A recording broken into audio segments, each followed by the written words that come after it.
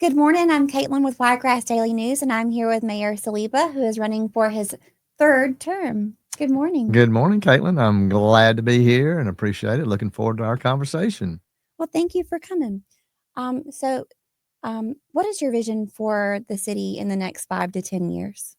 Well, I think our vision for the city, of course, first off, is to complete a lot of the projects that we have underway, especially in the downtown area, but a lot of the economic development projects that we also have going on. But I think going forward, as we look to the future, for me, a lot of the focus is on quality of life. The city's big enough. We're probably going to grow whether we want to or not. But making sure that the quality of whether that's jobs, whether that's entertainment, and answering the what is there to do, at night, whether you're 16 or 66, and so I think making sure that we are providing all of that. I also think one of the concerns I have is that things are changing so rapidly with technology, and it's affecting almost everything that we do. What do you see as Dothan's greatest strengths and challenges? Dothan has a lot of great strengths, and so we are. If you look, if you my favorite saying is if you drop a pin in the middle of the circle and you go 50 miles out, there are 450,000 people that are more than likely coming here to shop, all for their retail, the things they can't get in some of the smaller cities. They're coming here to work. We go from about 71,000 during the day to about 105,000 about 105,000 people from people coming in and working here. Our medical community is large. We not only have Southeast Health and Flowers, but you have Encompass, which is our rehab hospital, 3 hospitals. So we are the metro city in the Southeast in the Wiregrass, and that's an important role, and that's probably our strength. How will you attract new businesses and create job opportunities? The way that you continue to not only attract new companies as well as job opportunities is really a kind of a holistic thing. So all the pieces have got to come together. It can't be just one thing or the other.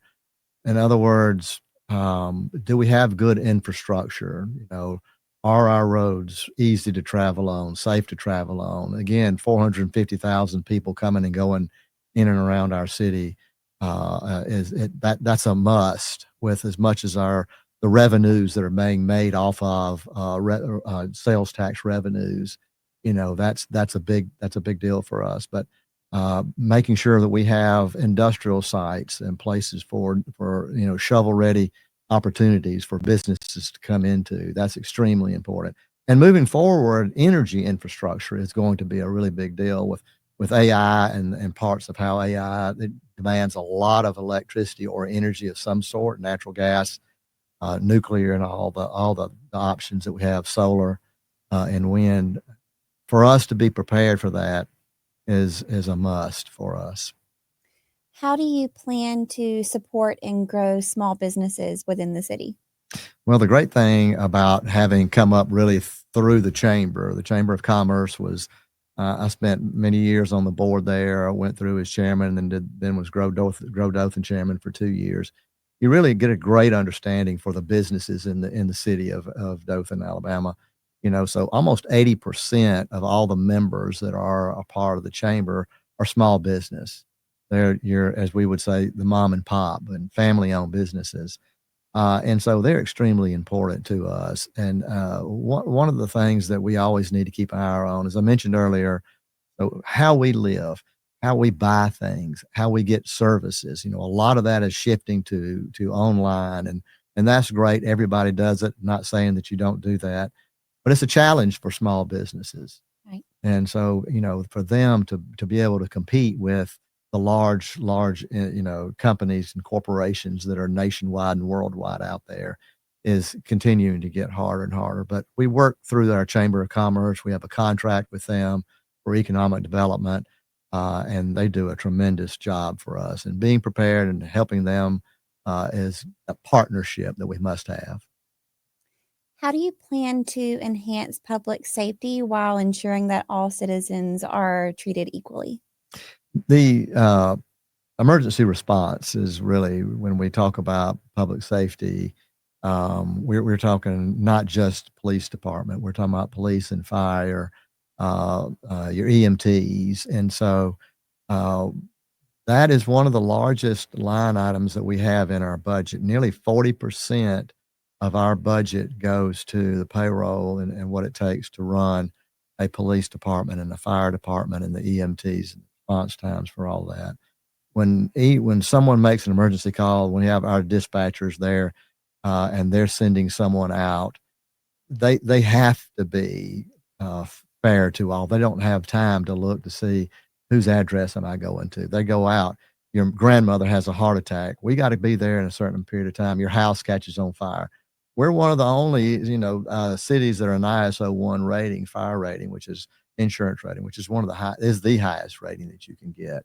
We just built 2 new fire stations this past year and spent nearly $12 million in order to do that. That's making sure that every citizen has the response time that they deserve and that they need and that they want, they come to expect. Someone's breaking in your house, someone's out trying to steal your car. You want to know that that's taken care of. We are part of a group called ALEA, which is a third party entity that monitors our police department as well. We have a lot of transparency with our police department. We put out reports. We tell people where we are with statistics and the crime. And so I think we're doing a great job there. And I really want to commend all of our emergency response people. It's a hard, hard job, and they're doing a good job. How do you plan to address mental health issues and substance abuse within the community? Well, luckily, sometime back, I guess backing up a little bit, sometime in 08, 09, and 10, the state went through everybody went through a really difficult time with budgets. And so mental health dollars kind of went away for a little bit. But now Governor Ivey and the state legislature has, they've been putting monies back into it. They decided to build 6 mental health and behavioral addiction, like emergency response for that. And so Spectra Care has the contract on that. Dothan was lucky enough to get one of those 6 that's in the state of Alabama. So law enforcement picks up someone, or the fire department picks up someone that may have some addiction issues or mental health issues. They have a place now that goes and they get a case management done in a hurry. Then they'll know what to do, and then further how to help them better. The city has a part in that, and that we've taken some of the monies that came from an opioid a settlement that some time back, and we take those dollars that are coming into the city to help then fund that Spectra Care Center over there. It's state owned, but that's our way of putting skin in the game and making sure that they're able to be sustainable. How do you plan to improve the city's infrastructure? That's a great question. And the thing that people, just always need to know is that when you have a city that's over 100 years old, you always have infrastructure projects going on. And that's not just road. It is roads, but it's also water. So some of the water lines and some of the sewer lines that are in the city, especially when you get closer into the downtown, which is where the birth of our city, was started, are old. And so they have to be fixed and they have to be maintained. So we budget a lot of our budget goes to infrastructure. It is extremely expensive. Infrastructure maintenance never goes away. I'll give you one quick example.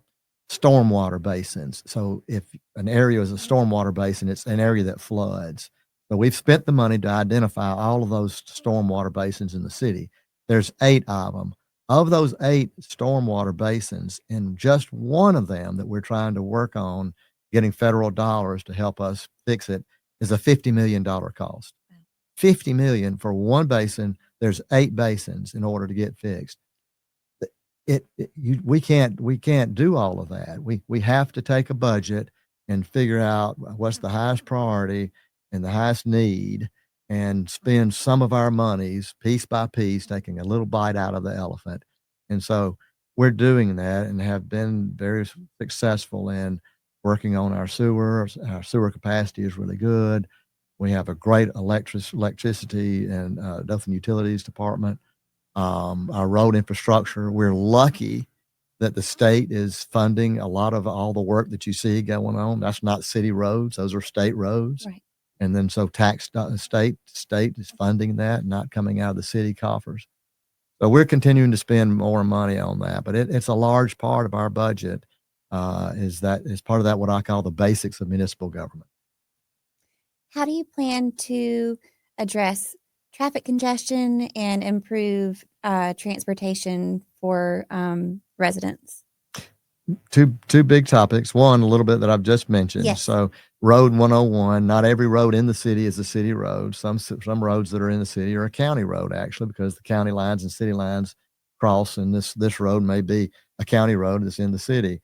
You take Brandon Stand Road. Brandon Stand Road is actually 605.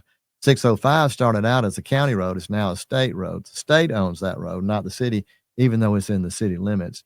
So just like the circle is all state road, 231 as it crosses inside the circle, and we call it, Oates and Street as it goes out. That's still Highway 231. 84 when it comes inside the circle, that's still Highway 84. That's a state maintained road. It's designed. All of that engineering is done by the state. Other roads, for instance, like Westgate Parkway, a large road that we have, a lot of traffic goes up and down Westgate. We maintain it. We're in charge of that. We design that, but we also have to pay for it. So in the future, not too far off, it needs a lot of repaving work, because that was a road that was widened back when my father was mayor many years ago. And that will be to the tune of probably around $8 to $10 million just to kind of get that repaved and resurfaced. Infrastructure is expensive. How will you manage the city's budget to ensure fiscal responsibility while funding essential services? Well, that's a great question. Just to backtrack just a little bit. One thing, again, we got to understand how our city government is set up. The city manager puts together the budget with the department heads that he has. He meets with the commission and they develop a strategic philosophy and a strategic plan, prioritizing, either capital projects, and we typically meet at the first of the year. They take the city manager and the department heads, they take our strategic plan for the city. They turn that into a business plan. So that business plan, much like any business plan a company would have, then it's then put in the hands of the city manager and those department heads, and then they run the day-to-day operations of the city. They present a budget to the commission. The commission's responsibility, and really the two largest responsibilities that the commission does, is fiscal responsibility, how and where and when the monies are spent. So we all the monies that are spent over a certain limit, over a certain number. We also are responsible for the strategic planning and the envisioning of the future. So what are we going to do over the next year? What are we going to do over the next 6 years? Typically what we do is we're looking out. We have budget cycles of 2 years. So we look out for capital projects 3 cycles out. So 6 years out, we're already planning where we're going to spend monies. And so if pickleball courts or something of a quality of life that we really think the people, and we're hearing that the people want, we'll start so many years out and start budgeting monies to go towards that, so that we have the money in hand ready to pay for it when that time comes. So fiscal responsibility means knowing how much money that we have available and how and where we're going to spend it depending upon that. A large part of our budgets has to go to the running of the services. You have to think of the city of Dothan or any municipal government as a service business. We are in the business of serving our citizens.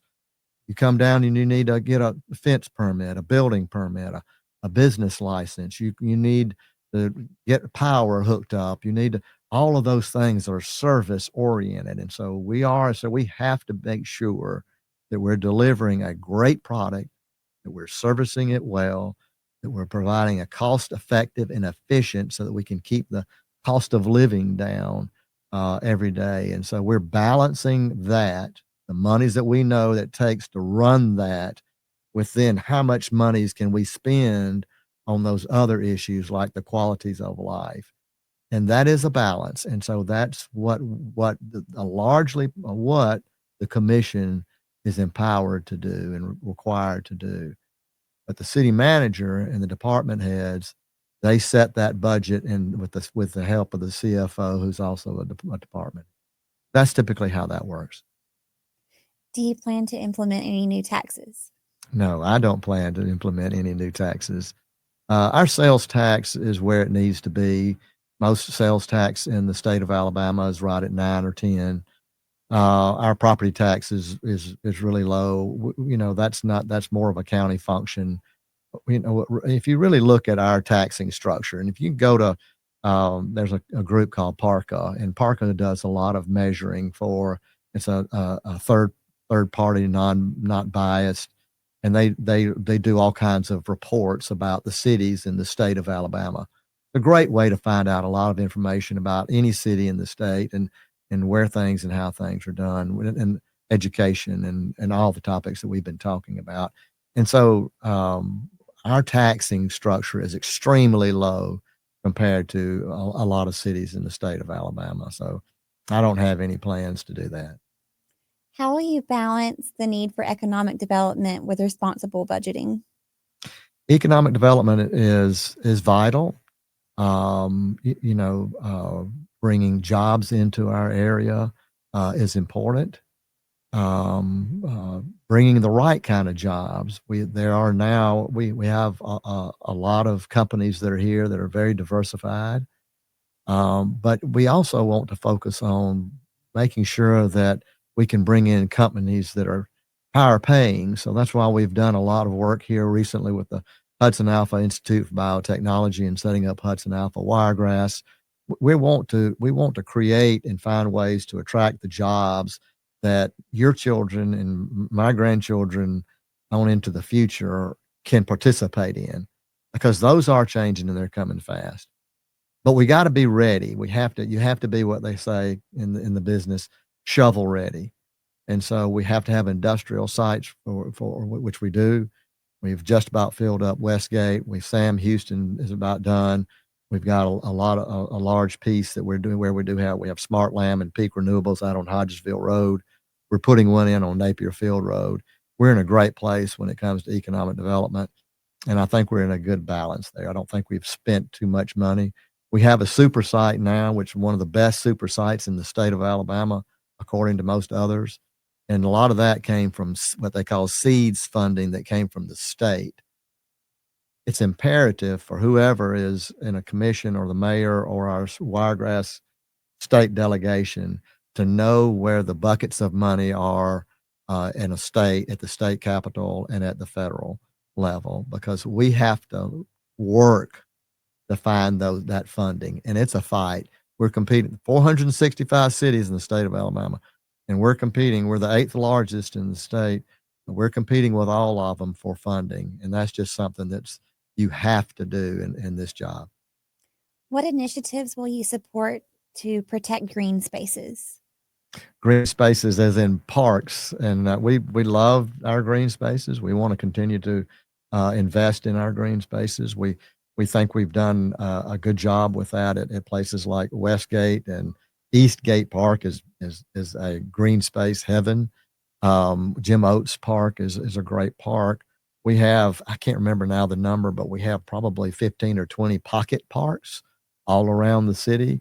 So that was part of a plan that was set forth, I think, by the previous city manager, Mike West, some time ago, was to have a lot of pocket parks in our city. And we've done a great job, or the last commissions have done a great job of making sure we do that. We're putting an events plaza and green space in the downtown area right next to the Opera House.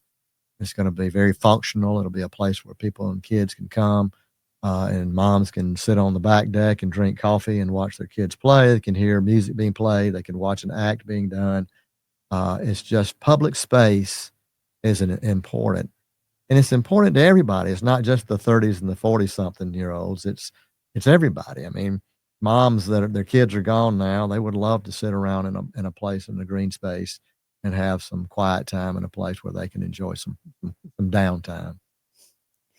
How will you ensure that all residents have access to public health services? Well, public health services are typically a little bit out of the realm of city and municipal government. Public health is mostly mandated through, state entities, and so our part is we've been conducting for about a year and a half now, a facilitating and helping to be a part of a series of meetings where we bring in all the hospitals, our community colleges, doctors' offices, personnel resources that can ensure that we have enough, nurses and practitioners. There's been a shortage of that. It's been difficult. COVID really hit hard, and the need there for that. They had to resort to travel nurses, which is not a permanent solution. So I think part of what a city can do is collaborate and partner with that infrastructure, the medical community, and figure out how we can bring together. Again, a lot of times an elected official's job may be more of, I hear of a problem. How can I bring all the groups together and let's facilitate conversation on how to get that fixed? That's a huge need. One of the great things about where we are and is, ACOM, most people do not realize that we graduate more doctors at ACOM than any other institution in the state of Alabama. Here in Dothan at ACOM, we're doing a good job of protecting that asset, and the medical community is that.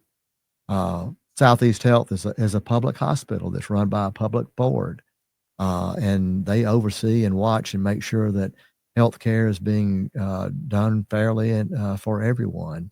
And Flowers Hospital has their place with helping that as well with emergency care, and our our emergency departments are overloaded, but we're doing all that we can to partner and collaborate with them.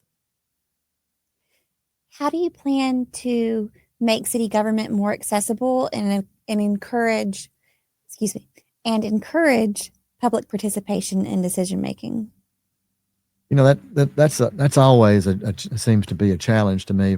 First off, accessibility. Let me speak to that. So when the Civic Center was designed, it was not as much to be for the employees to be housed there.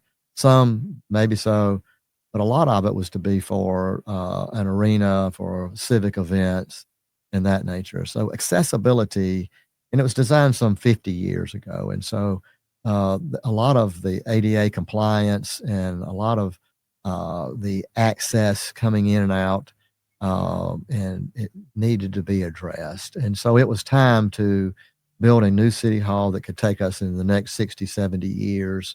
And accessibility is a big part of the design and how that is done as well. You know what? I think communication is so key in almost anything that you do. Your husband, your family, if there's never a time when I think, hey, we're doing communication so good we don't need to work on that. We always need to work on communication. That's people. We're people, and sometimes we don't communicate as well. We try to find ways to do more and more. We've spent more of our time and resources on our website, making it accessible, easy to report a concern. Here you've got a pothole, my street light is out, and you fill out something in it quickly, and then it'll let you know whenever that task is getting done. And so making it accessible to city government is extremely important. That's our business. And so when we're not doing our business right, that's where the commissioners come in there, and myself, where they are the liaison between the public and the city services. And so you have to make sure that if you're not getting something the way you think it ought to be, received, then that you contact your commissioner and or the mayor's office, but work through a lot of the ways that we have done that. And number one, I would say, would be our website. We have an app that we continue to improve on, and I think that that's coming along as well. So, and everybody loves a good app Yeah. nowadays. So, Um, how will you ensure that all communities, especially marginalized groups, have an equal voice? and that is hard because not all marginalized groups have the same resources that others do, or feel like they have the connections and the contacts that others do.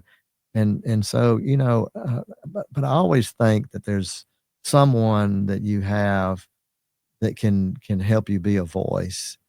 We were talking about earlier about whether that's mental health or homelessness or people in poverty or whatever the incident may be.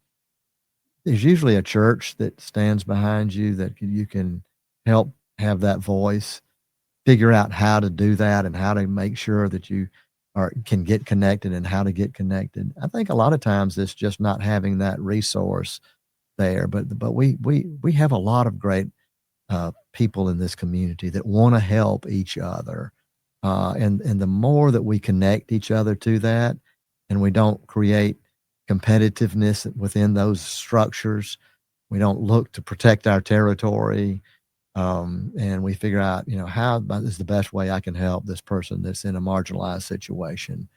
I think the better off we can be.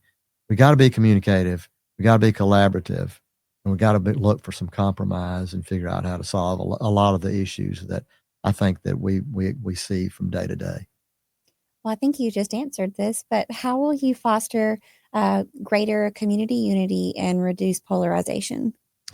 Yes, wow. So, how do you take human nature out? Um, I'm convinced that I'm 65. Feel like I've been around a little bit. I've seen some of the things that have happened over the last 10 years. I think COVID was more than just a health pandemic. I think it did something to not only our emotional health, and it was divisive. Some of the terminology that was used, who's who can work, who's essential and who's non-essential. When you were told that your job was non-essential, how did you feel? You felt terrible. It was a extremely tough time. I think that really has affected us. I think, and I'm not besmirching any national leader and leaders over the last 10 to 15 years, but when we do polarize, when we try to put people in far rights and far left buckets, and which we don't have to do here in a city, we're nonpartisan. I think it causes divisiveness. And so we've seen a lot of leaders say and do things that's not building unity, that's not building community, that's not saying, hey, you know what, I disagree with you. Why don't we get across the table from each other instead of get on social media and start firing a lot of barbs at each other, and let's see if we can't work it out. We're not going to always agree. My wife doesn't always agree with everything I say, but I want to live with her, and I want to be able to sit across the table from her and come up with some solutions. I do everything I can every day to create unity in our community, not with divisiveness, but with team building. That we are a better people when we come together for the common good of others, whether we're talking about our children and our youth, or we're talking about adults and their needs as well. What will you do to prevent corruption and maintain integrity in city leadership? I think that you look back over the last 30 years, a lot of laws have tightened up ethics and the ethics within politics, how much money can be spent, on how much a politician can receive. Sunshine laws are stricter than they've ever been before. I think that the state has done a good job of balancing that, but ensuring transparency for our municipalities and our elected officials. I think that's worked well. We are down at the city under a civil service act, so like our hiring practices, that's separate from the city commission's purview. We don't get involved. We're by ordinance not allowed to get involved with the hiring or firing. The only people that we have any influence over in hiring someone is the city manager and the municipal judge. All of that is done by a separate entity through HR, who answers to a separate board that we don't pick out.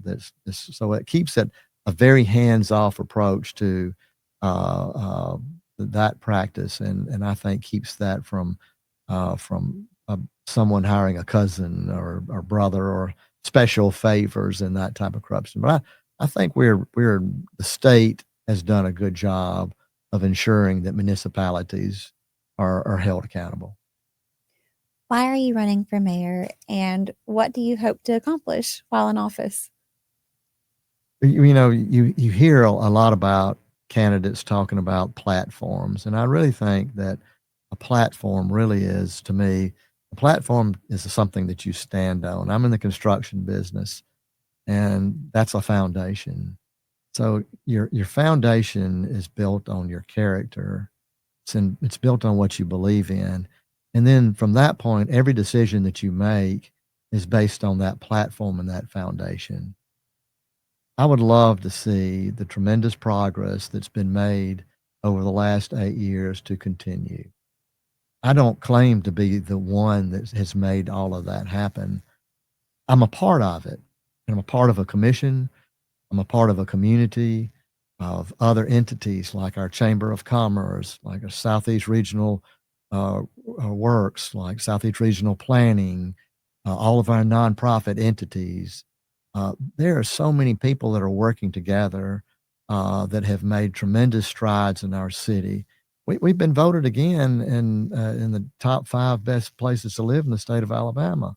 And there's 465 cities in there. It's pretty good. It's pretty good. Yeah. We've grown in the last census by 9%. And the last census was done just this past year. For 1 year, we're in the top 4 percentage growth. We're doing things right. We just got to keep our eye on the ball. We got to keep it moving forward. We don't need to get stagnant. We don't need to take our eye off the ball.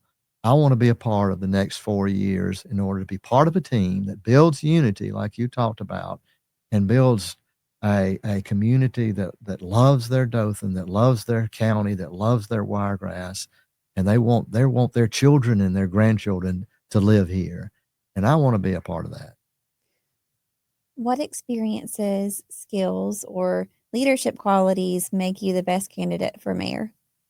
Well, I think number one, I grew up in residential construction. And in residential construction, there's a lot of skill sets that you have to have. So, for instance, that help within the job of being an elected official and being a mayor. A large part of what we do is infrastructure. Well, I grew up learning about infrastructure. I know what it is about plumbing and electrical and building and developments and zonings and planning and issues, and how to grow a business. And my father started our business almost 70 years ago. I've been a part of it since I was 12. So you learn how to deal with conflict. So I walk out on a job. My job was walking out on a job, and the framer is arguing with the brick mason because they've gotten in each other's way. And how do we do? You got to be able to speak there and communicate in the way they communicate. And then the next thing you know, an architect or an engineer walks on the job, and you communicate differently with him than you did with the subcontractor, the framer, or the mason. You learn how to communicate in a style that meets the person where they are, where you can hear them, understand what it is that's got them riled or what the issue may be. And then you work on managing it, not just resolution, but it's conflict management. I think those are a lot of skill sets that I've learned through my business. I've also been a part of the Home Builders Association in Alabama. I worked my way up through that association, the state association. I've handled large groups of meetings.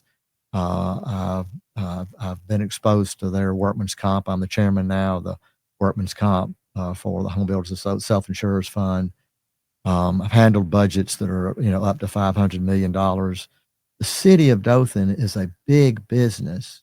We have over 1,200 employees. Some of them are in very dangerous jobs like police and fire and handling electricity in the middle of a storm.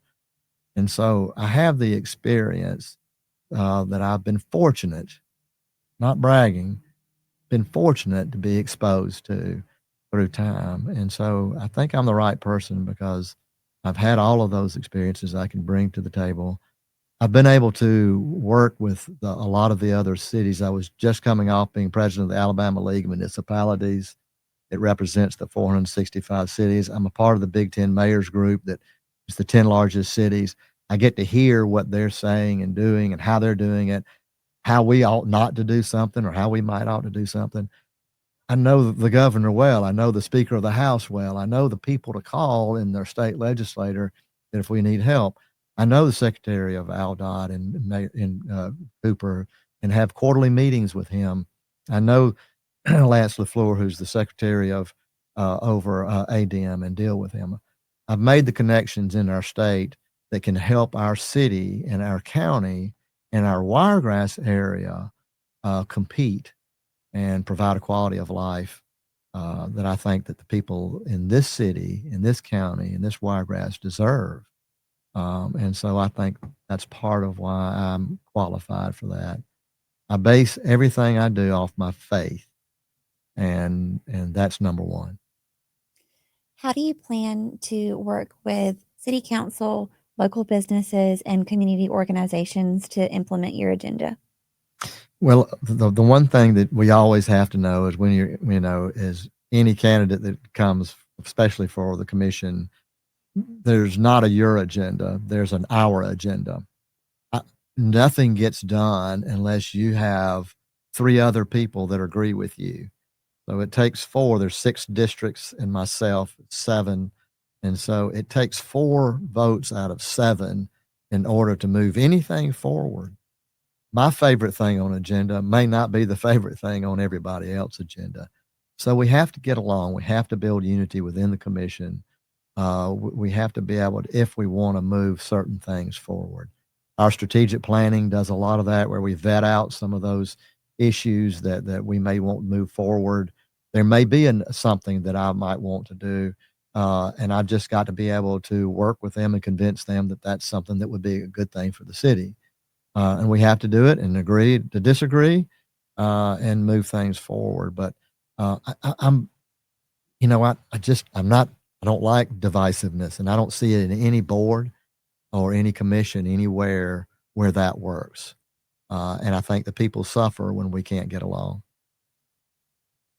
Well, thank you for coming by today, Mayor Saliba, and good luck on your election. Thank you so much. I appreciate you having you here, and I just hope that the people will vote for me, and I look for their support. So, but thank you for having me here, Caitlin. Thank you. Yes.